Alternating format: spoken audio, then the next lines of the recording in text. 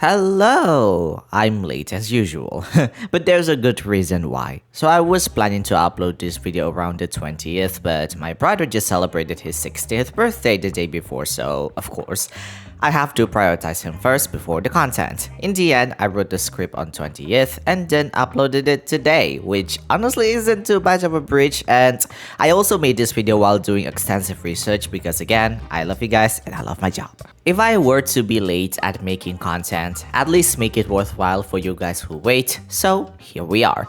Anyways, this analysis will be a little bit different than usual because the Lunar VIII special program actually has contents that I would say separate into two different categories: the moons and the new region update in a few months, Naya. Since the main update itself already has a lot of content that I can talk about, we'll be separating this video in two parts. One is this video where we'll talk about everything related to the new moon map and the potential moon lore, while the other will be everything related to Naya, more specifically, the Fatui. Of course, I will talk about Naya trailer at the end of this video, but I won't be detailing it too much since the time won't allow us to go that far. Besides, I'm pretty sure we will get another Fatui teaser sometime in the future, so separating it is the best way for me to make sure you don't get information overload. As always, don't forget to give this video a like and comment so the channel can be noticed by the algorithm. My name is Neko Gitsune and I make lore and commentary videos on the channel to keep you company. Before we continue, I just want to let you guys know that I am opening art commissions on Vgen. If you're interested in supporting this channel, click the link in the description or pinned comment and check my portfolio there if you're interested. Alright, now back to the video. Before we start, remember that there will be my opinions and theories sprinkled along the way. You don't have to agree with me, but don't be offended over disagreements or opinions whether from the video itself or from other comments. Remember, it's just a game, it's not that deep, and don't take it seriously. Also, no lore leaks in the comments. I won't gatekeep you with gameplay leaks, but don't talk about lore or story related leaks here. Alright, so let's start with the big guns of the special program. The moon. As you all can already see from what they've shown us, a lot of people pointed out how Natlan-esque it looks. Well, that's because the moons are created by the dragons of old, more specifically, the original ruler of Teyvat, Nibalang. From what we learn in Natlan and from Aria in the True Moon Arcanum quest, the moons were first ascended somewhere near Chichen Uchtoka, the ancient city that would later become Otsuka Natlan. It was also around this region that the three moon goddesses first came into being. From what the current lore suggests, the remains of the moons that failed to ascend fell into this land specifically, and that place is known as Notcry in the present day. Despite Notcry being classified under Naya's autonomous region, you can argue that Notcry is a part of Natlan to some extent because a lot of the secret source technologies can be found in this land specifically.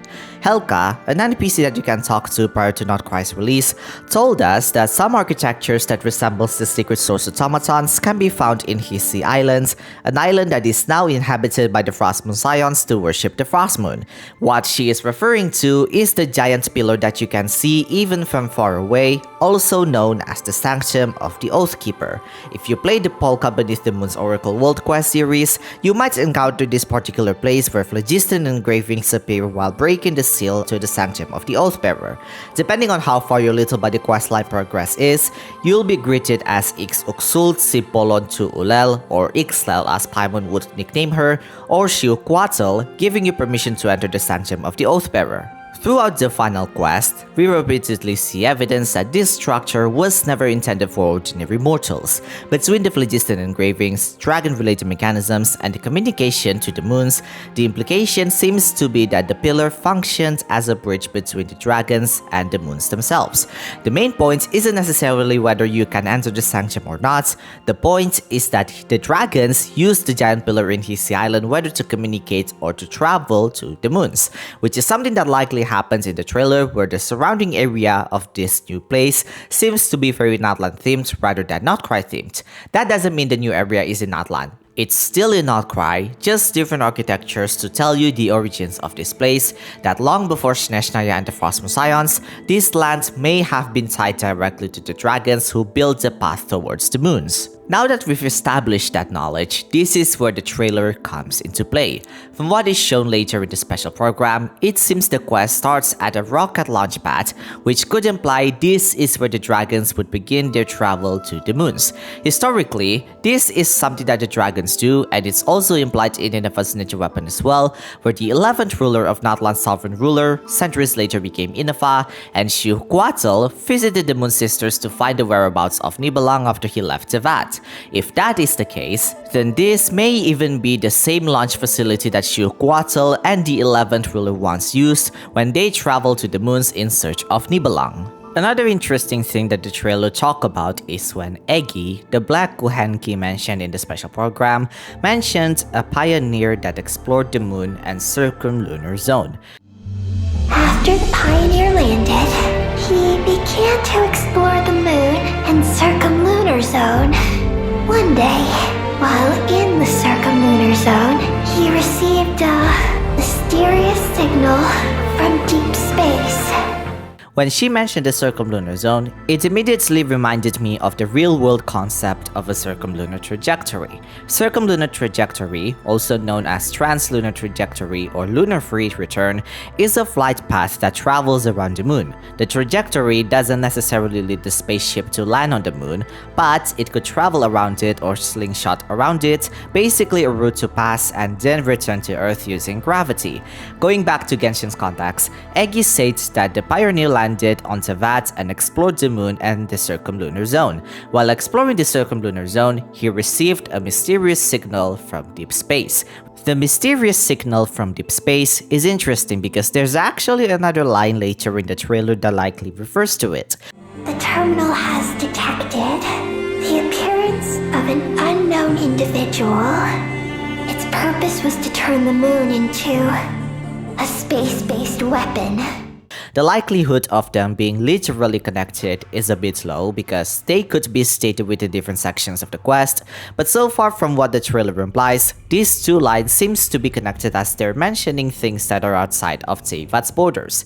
The second line talks about an unknown individual where its purpose is to turn the moon into a space-based weapon, which then transitions to a place called the far side of the moon. The far side of the moon is an area of the moon that is not visible from Earth. Because the moon continuously rotates, this only allows one side of the moon to be visible, but not the other. This is the reason why it's called the far side of the moon, because humans cannot see that other side unless using a spaceship to do so. In Genshin's context, the far side of the moon is implied to be a draconic base to create a space-based weapon.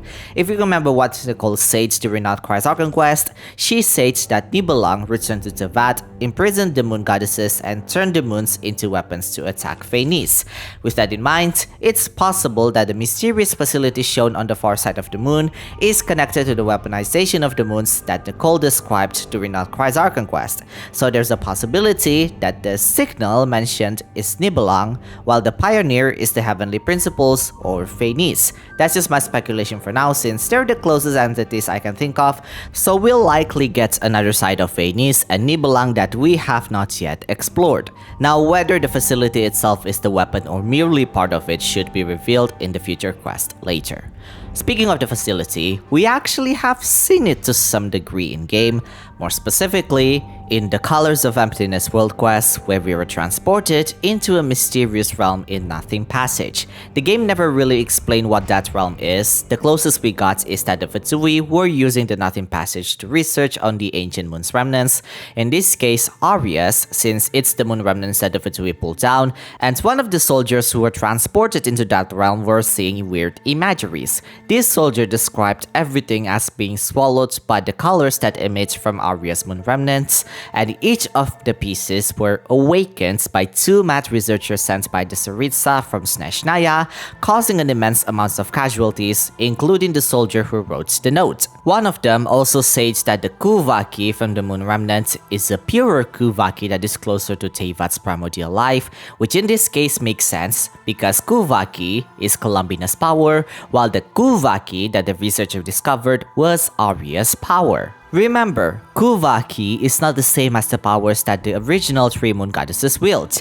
It's Columbina's power after she split her body, authority, and soul into three and spread her body to not cry, thus becoming Kuvaki. But back to the quest again. The realm shows us remarkably similar buildings that looks like what you see in the Luna 8 trailer. From the Eye of Ibnibellum to the far side of the moon, these architectures look remarkably similar. Now I have 3 theories regarding this. The first theory is the one that I had in Luna 3's Arcan Quest, where the Traveler's spaceship projection was shown at the Star Sun Shoal. Note that projection has nothing to do with my theory at that time because the context behind all of it was when the Trilon syzygy happened and the Tore was tempering with the false sky. If you're an OG viewer of this channel, you might remember that theory vaguely, but for a reminder, I proposed that Notcry might be a reflection of the moon to some extent, but I never expand or elaborate on that because I don't have a strong basis to support it. All I got was the Colors of Emptiness World Quest and Simulanka, but even that was not enough for me to fully create a strong theory. But with the most recent Luna 8 reveal, I believe that might be a lot more possible because of the architecture that looks incredibly and remarkably similar.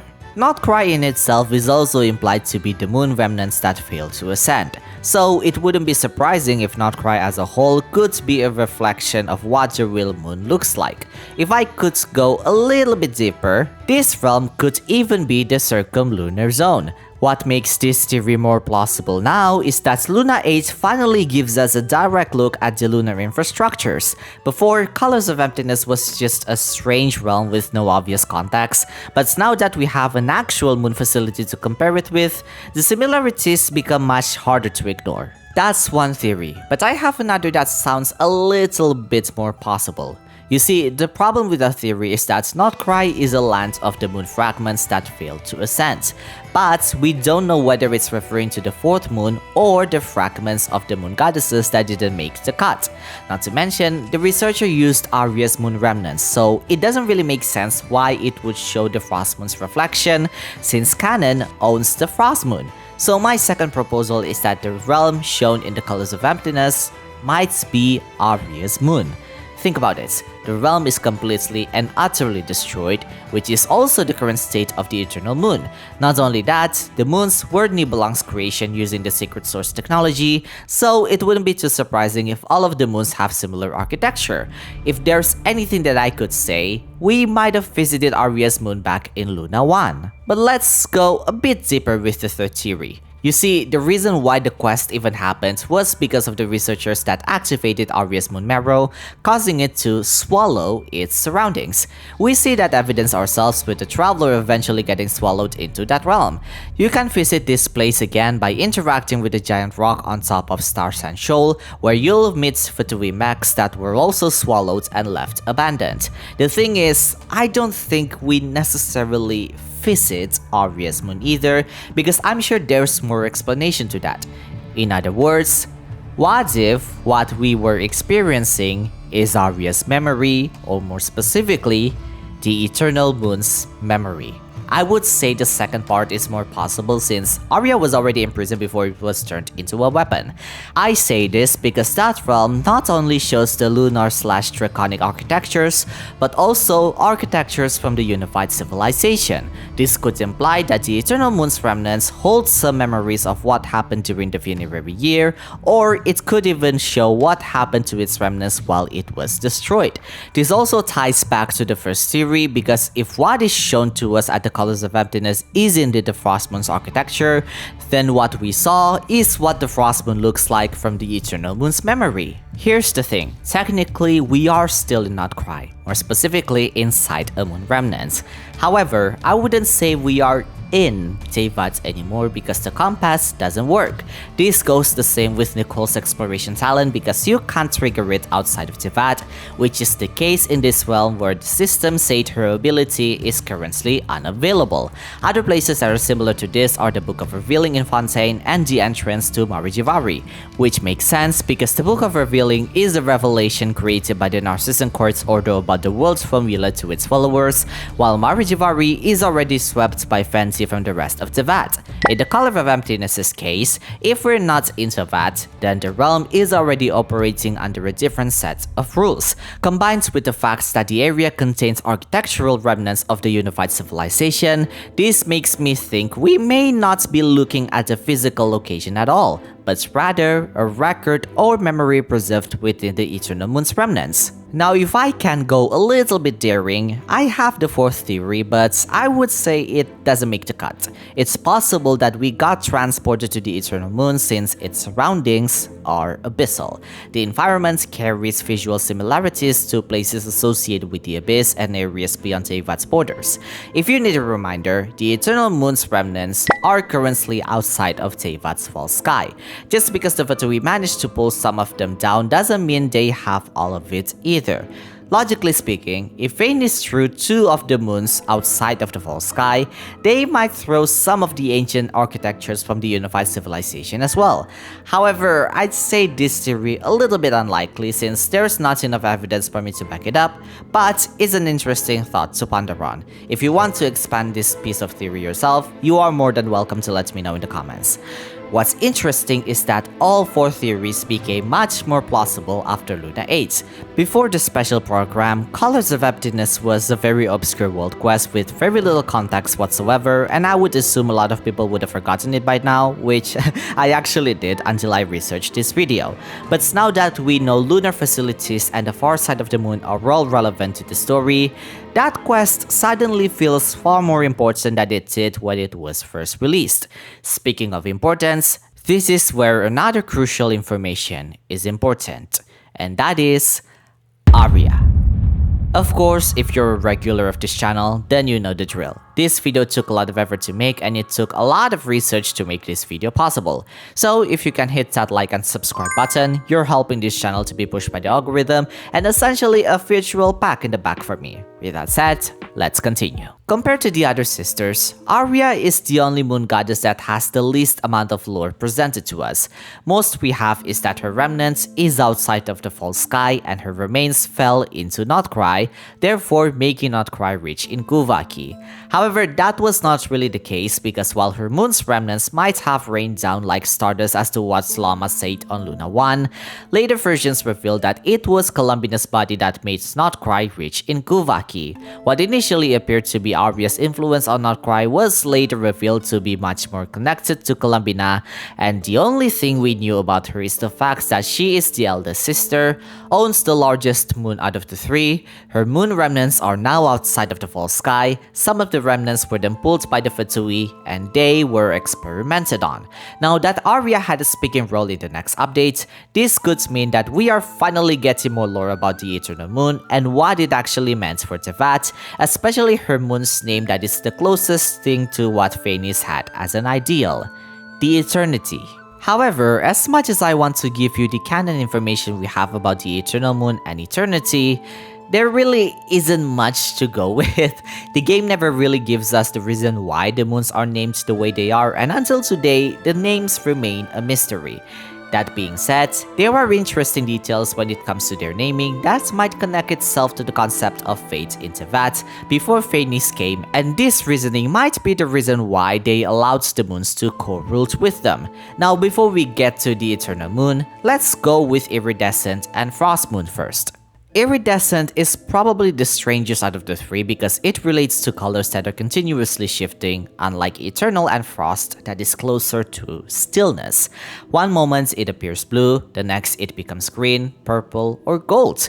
But I think there is a reason why. I think the iridescent moon might symbolize change itself. Not necessarily good or bad change, but the idea that life can always take an unexpected turn or unpredictability. One time you might experience a good day and the other might experience a bad day. That is completely normal in life, and it might be what the iridescent moon is representing, unexpected changes that might happen in life. Strangely enough, it happened with Sonnet, who is scared of dying, hence why she turns to the abyss and turns herself into the Crimson Moon. That is unexpected for everyone in Teyvat, which includes Sonnet herself. We won't talk about the Crimson Moon for this video, but interestingly, out of the 3 moons, Iridescent is also the one that feels the closest to the modern idea of fate after Irminsul burned. Fate still exists, but it is no longer as rigid as it once was. There are now more possibilities and more branching outcomes, which sounds remarkably similar to the constantly shifting nature implied by the word iridescent. While frost is a little bit closer to the word eternity on surface level, it's actually not. Most people usually relate frost to ice or cold, but that's not really the association that Hoyo seems to imply because it's actually a lot deeper than that. You see, in this Neshnaya behind the scenes that was released a month ago, the developer states that cryo, or ice in this case, is referring to the term preservation. If you don't understand how it relates to that, you can think of your freezer where it stores food in order to keep it fresh for a little bit longer. The food doesn't stay fresh forever, but preserving it allows you to use it when the time is right. It refers to dormancy, preservation, and waiting. Something frozen is not necessarily gone. It is simply waiting for the right moment to return when the time is right. It is also similar to the concept of winter because it relates to preservation before renewal is possible. I think this is exactly the same thing that happens in the game as well, where the frost moon remains intact and is waiting for a new moon goddess to return, and that is Columbina. Even though winter can be harsh, spring will come at the very end, which is why it's related to preservation. This is a theme that seems to be similar with Neshnaya and the Tsaritsa's plan in Rebellion.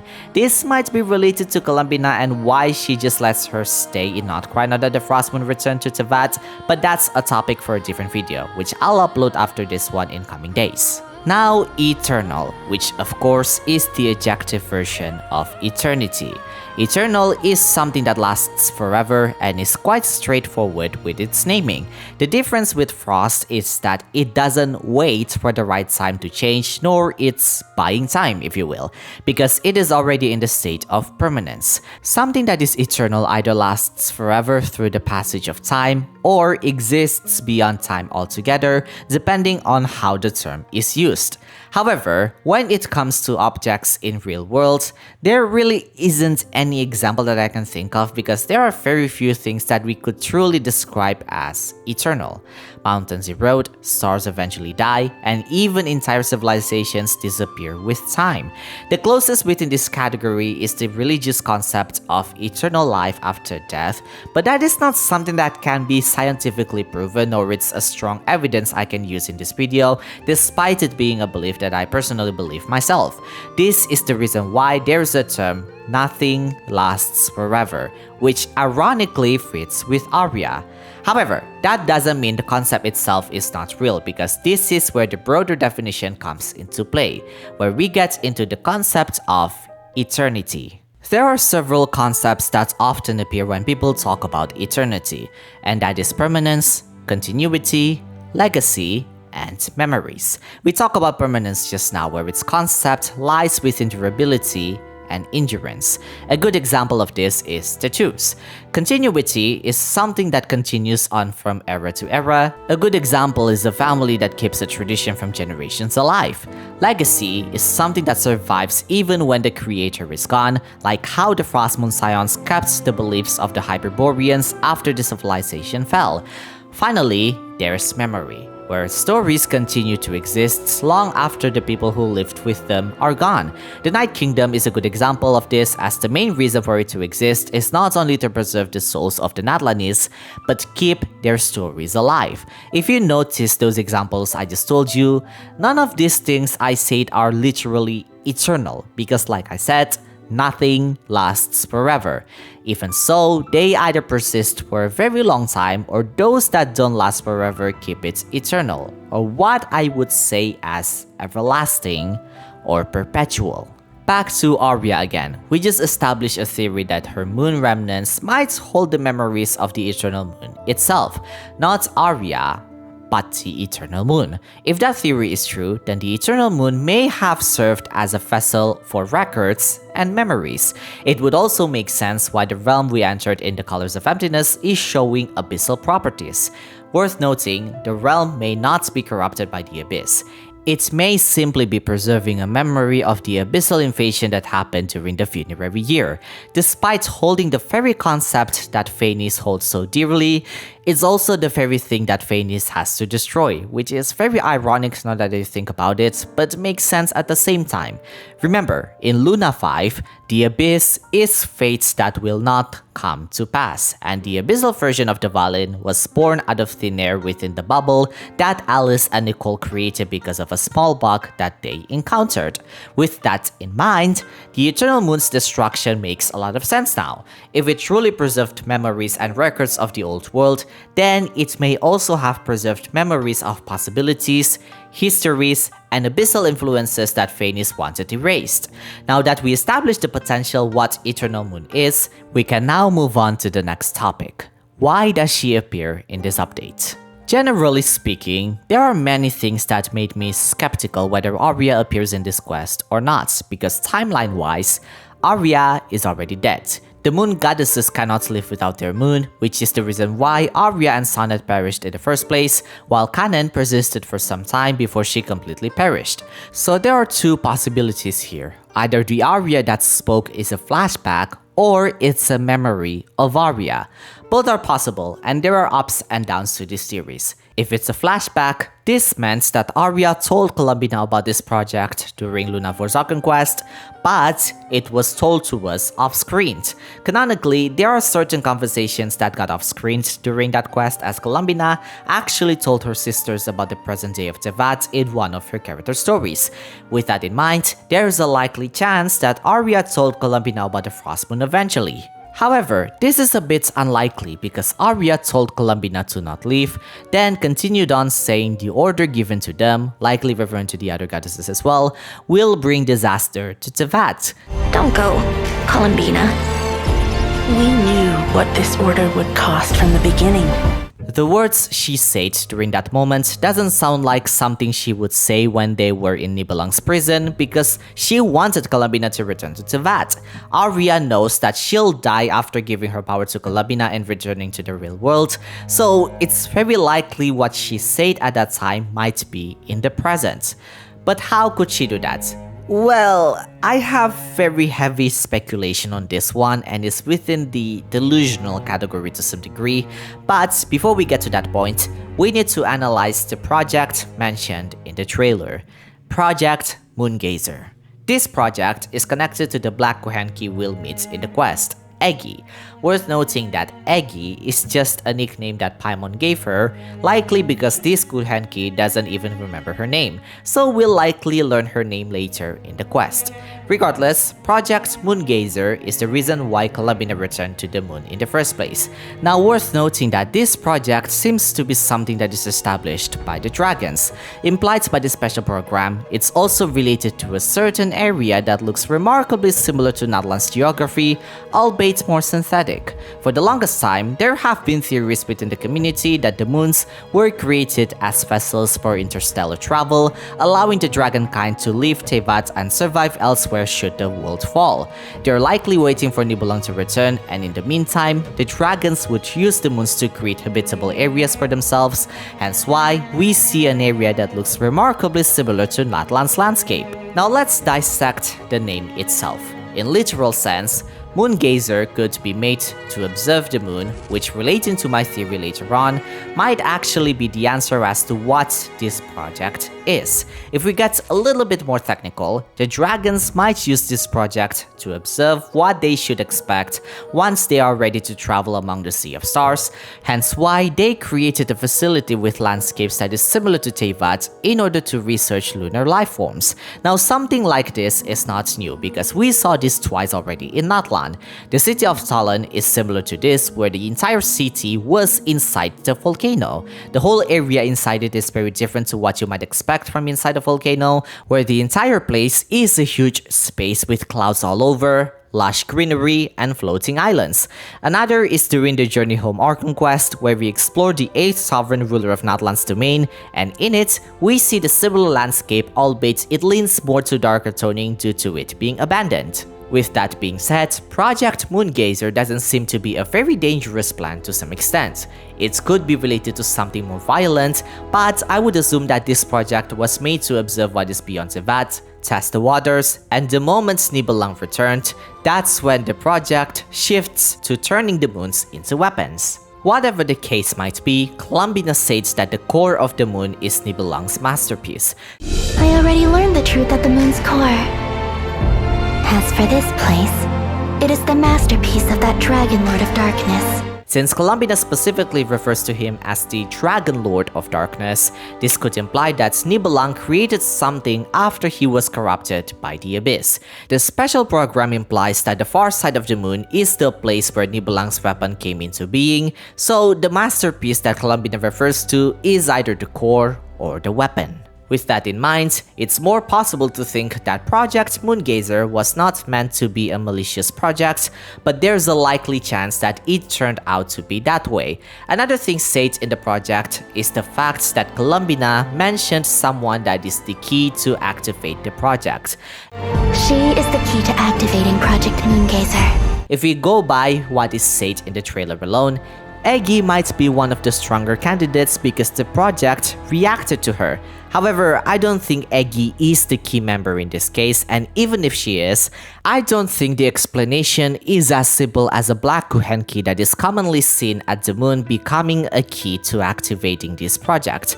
This is where my delusional theory comes into play, because what if Aria is the key to activate this project?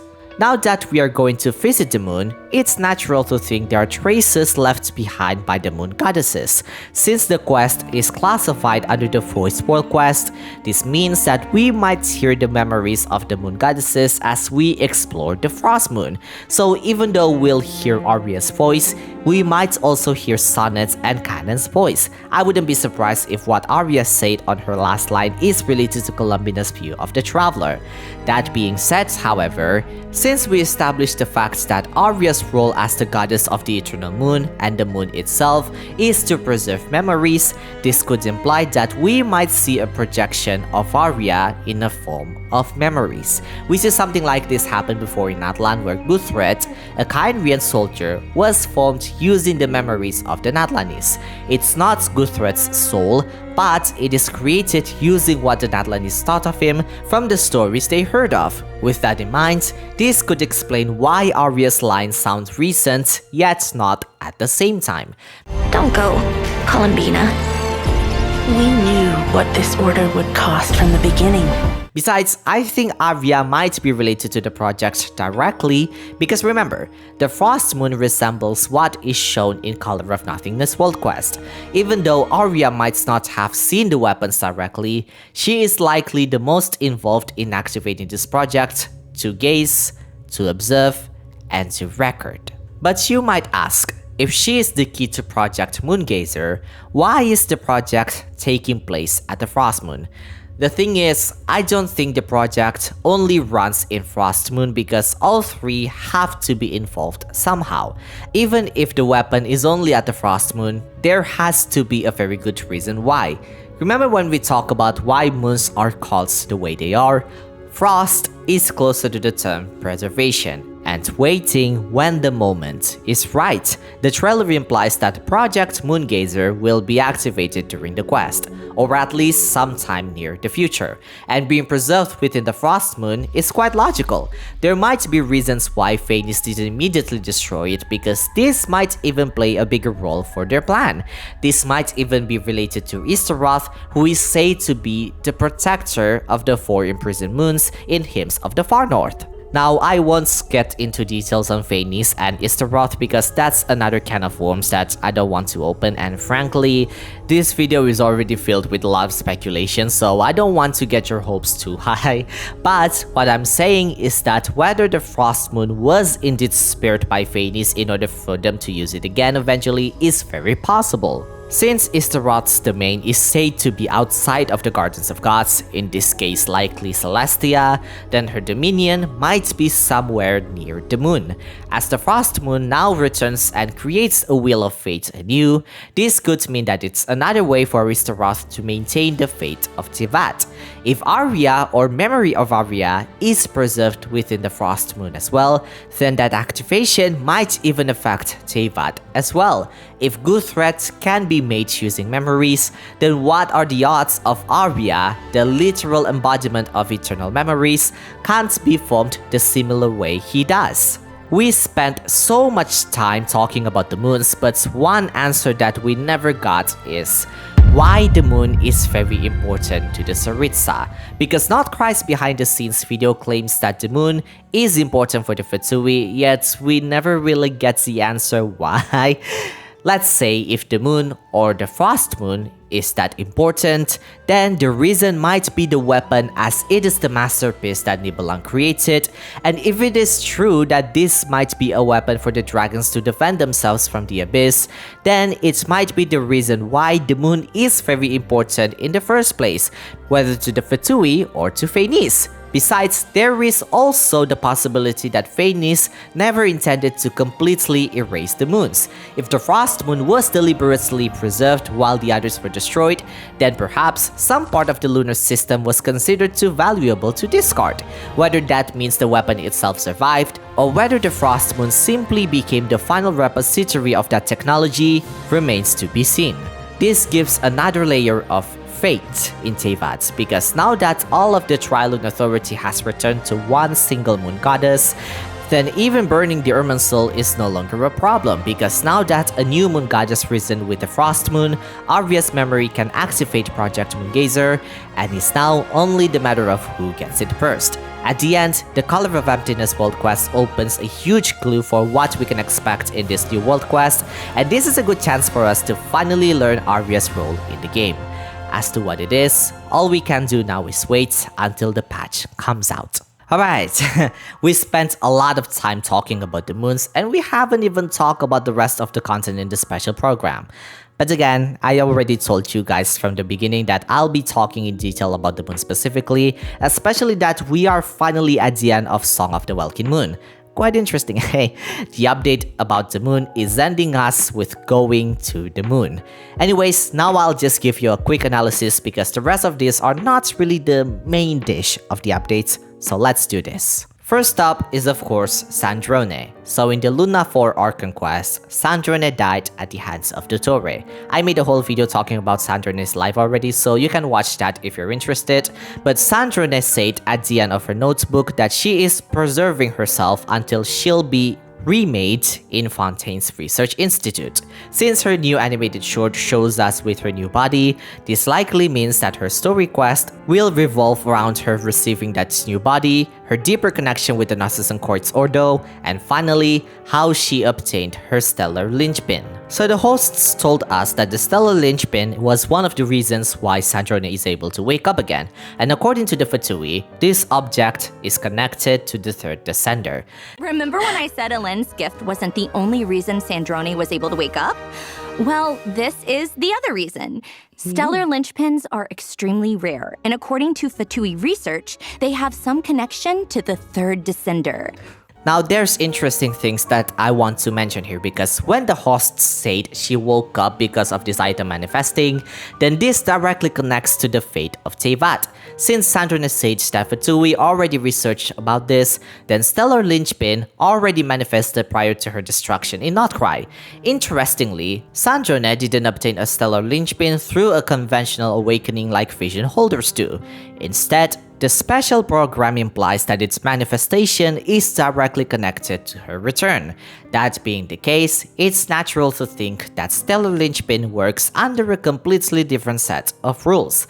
Similar to moon wheels, Stellar Linchpins are capable to alter elemental reactions in-game, which is good to assume that by lore, Stellar Linchpins wield powers that are not the 7 elements, like how moon wheels are using Kuvaki. This is just heavy speculation for now based on what the special program told us, but Stellar Linchpins, instead of it manifesting from ambitions, it might manifest from defying fate, as Sandrone was able to wake up because of it. It's the fact that the Fatui openly connects Stellar Linchpins to the third descender. Prior to this update, the third descender was mostly discussed in relation to the Gnosis, but now that we suddenly have a completely different system that may also originate from that same source, this appearance might be related to the moons returning to Teyvat or the Irminsul getting burnt, but that's just heavy speculation for now. We'll learn the truth ourselves in-game eventually. I won't get into gameplays here because there are better analysis that does it better, but all I'm saying is that you should probably pull for at least one stellar reaction team since it'll be the new meta in Snesh Naya. Speaking of that, let's talk about Barbeloth. Other than Sandrone, who is receiving a stellar reaction, other characters also receive them as well. In this case, there's Diona, Beidou, Chichi, Mizuki, Yaemiko, Risley, and Sino. By gameplay, obviously they became stronger, and by this point, you have more options to build stellar team without needing to pull a lot of new characters. Well, you still need to pull Sandrone to activate stellar reaction, but I personally don't recommend you to pull for her if you don't want to use her. She's a main DPS anyway, which means she won't be contributing anything if you're planning to main Risley or Sino. If I were you, just wait for the Cryo Traveler as he is able to do just that from this Snesh Naya trailer, or if you're pulling for Sandrone, you might as well just use her at that point. It's only a month away after Lunar 8 releases, so don't get too impulsive with your Primogem savings. That being said, by lore, these characters are said to receive a shift in fate. We already got a sneak peek of this already since last month where they released a short relating to Barbeloth, seeing fate shifting to these characters. These characters are fated to meet Barbeloth one way or another as implied in the special program, and their lore is connected to the Lunar Arcanum cards. Risley got the Upright Emperor card, and someone got the Reversed Moon card. This is the second time the Hex and Circle are involved in terms of character buffs, and each time they release this, the main reason is always related to fate. The reason Hexarai existed is to prepare Mondstadt from the impending calamity that will soon approach the VATS, while this new buff is related to these characters having their fate altered to some degree. Whether these fate shifts are merely a way to justify gameplay buffs or the beginning of a larger storyline, only time will tell. For now, all we know is that Barbeloth, the Hexen Circle, and the Lunar Arcanum seems to be paying a very close attention to these characters. Finally, the Snesh Naya trailer. I know a lot of you are waiting for me to talk about this, but like I said at the very beginning of the video, I have a completely different video talking about this trailer because there's just a lot to talk about. So be sure to wait as I'll upload it very soon. Besides, looking at the new region patterns, I know they'll release another Fatui or Snesh Naya trailer in a few days, which is why I decided to separate and wait for the right moment. I'm being on theme here, guys. I'm Frost. I know what I'm doing. Jokes aside, there are two interesting things that I want to point out.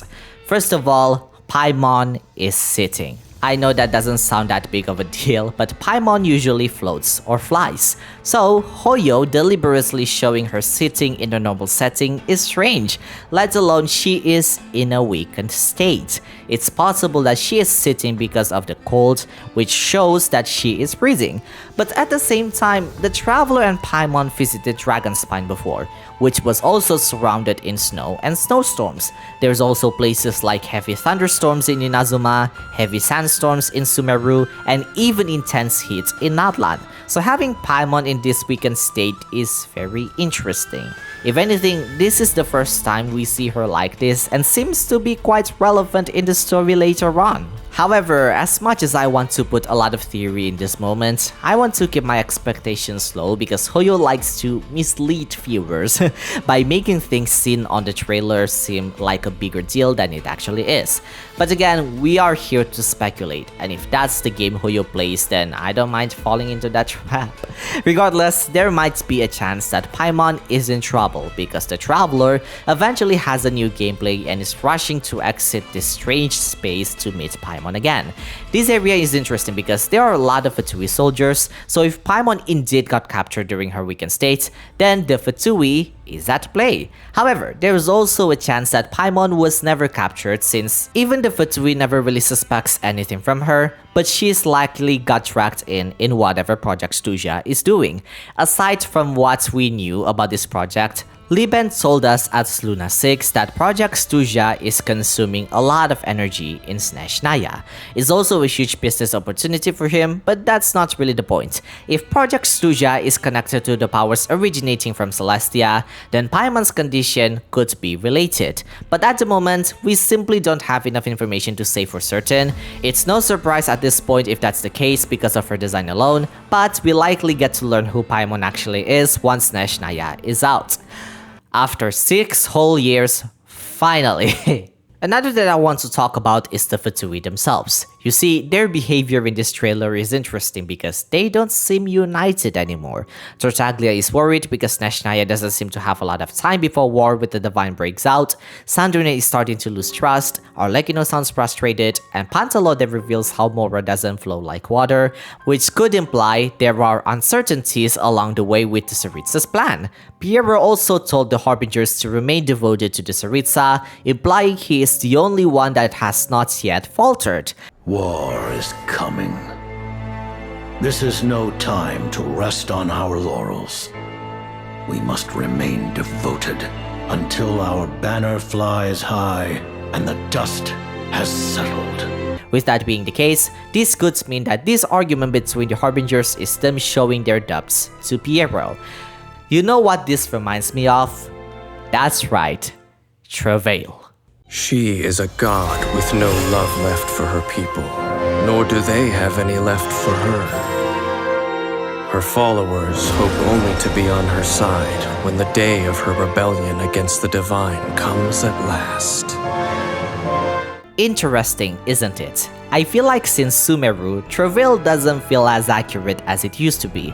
We eventually learned what Sumeru's Travail trailer meant after the most recent Sumeru Archon quest in this update, but it took us 2.5 years to learn what it meant. Meanwhile, Fontaine in Atlan doesn't feel too accurate to some degree. But Snezhnaya's is interesting because we only watched what is shown in the Snezhnaya trailer, yet what Dainsleif said in Travail hits really hard as it actually shows what is happening with the Fatui. Of course, not yet in a literal sense, but this could be the very first step into that direction as they are shown to have cracks along the way. Besides, we already see the Harbingers left or sacrificed themselves for the Fatui's goal or for their own goals. Signora died, Scaramouche deleted himself, Capitano lay dormant in Natlan, Columbina left the Fatui, and you can even count Arlecchino as she will not hesitate to rebel against the Tsaritsa if she wants to. Travail also implies that the Tsaritsa will continue on with her rebellion whether the Fatui follows her or not, which could imply, despite the argument they're having right now, the Fatui will be on her side once her plan is in full swing. Since we're talking about the Tsaritsa, we have to talk about her at the end. You see, she said the Tsar's final tokens of affection, and using them, the Tsaritsa or Anastasia will set them in motion and she will see it till the very end. A tomb and birch trees, the Tsar's final tokens of affection. That which I set in motion, I shall see to an end. This could imply that Anastasia is merely continuing Belitsar's plan in rebellion, as we already learned from past lore that he has been plotting for one from a very long time ago. This is also interesting because in the same trailer, the description implies that every light guided by the Polestar's will meet the same destination. This could imply that even Anastasia knew that Tsar's plan would fail, which is the reason why she is doing a lot of preparation in the first place. I said this before in my Truth Amongst the Pages of Purana analysis that burning the Irminsul still does a huge favor for Anastasia anyway, and I know she is not that stupid to not be aware that the Torre will rebel sooner or later. If anything, this is far more than just the Fatui rebelling anymore. With the Fatui Harbingers showing cracks, it's no longer just about them defying fate, but it's something that I would say, if fate is already decided, how far are you willing to go to change it?